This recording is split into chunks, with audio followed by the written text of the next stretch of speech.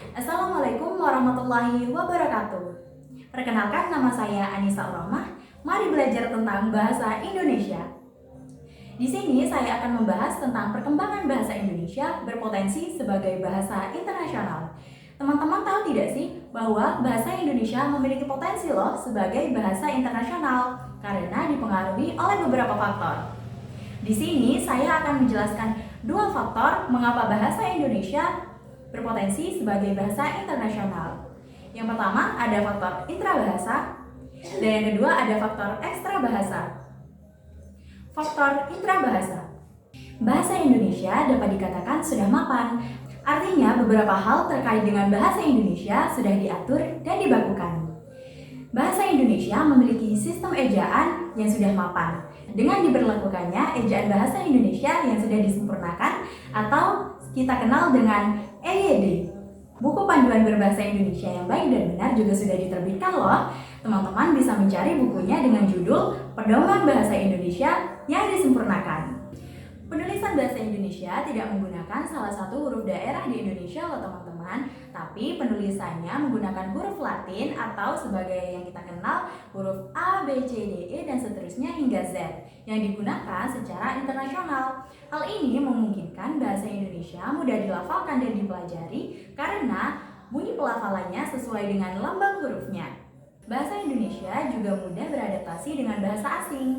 Istilah bahasa Inggris juga banyak loh yang diserap ke dalam bahasa Indonesia. Faktor ekstra bahasa. Faktor ekstra bahasa dibagi lagi menjadi dua faktor. Yang pertama, faktor yang memengaruhi secara langsung dan faktor yang memengaruhi secara tidak langsung. Faktor yang memengaruhi secara langsung adalah jumlah penduduk bahasa Indonesia atau jumlah penutur bahasa Indonesia dan sikap penutur bahasa Indonesia. Indonesia dengan jumlah penduduk nomor 4 di dunia menjadikan modal berarti bagi bahasa Indonesia untuk dijadikan sebagai bahasa internasional. Yang kedua, bahasa Indonesia yang memengaruhi secara tidak langsung. Faktor yang memengaruhi secara tidak langsung adalah kekayaan alam Indonesia dan kekayaan budaya di Indonesia. Kekayaan alam dan budaya di Indonesia menjadi daya tarik sendiri bagi pelaku ekonomi dari mancanegara untuk berinvestasi di Indonesia. Dengan banyaknya pelaku ekonomi yang ingin berinvestasi di Indonesia berdampak pada banyaknya orang yang masuk ke dalam negara Indonesia. Mau tidak mau, mereka harus mempelajari bahasa Indonesia. Hal itu juga menjadikan banyak orang asing ingin mempelajari bahasa Indonesia. Saat ini sudah banyak perguruan tinggi yang mempelajari bahasa Indonesia.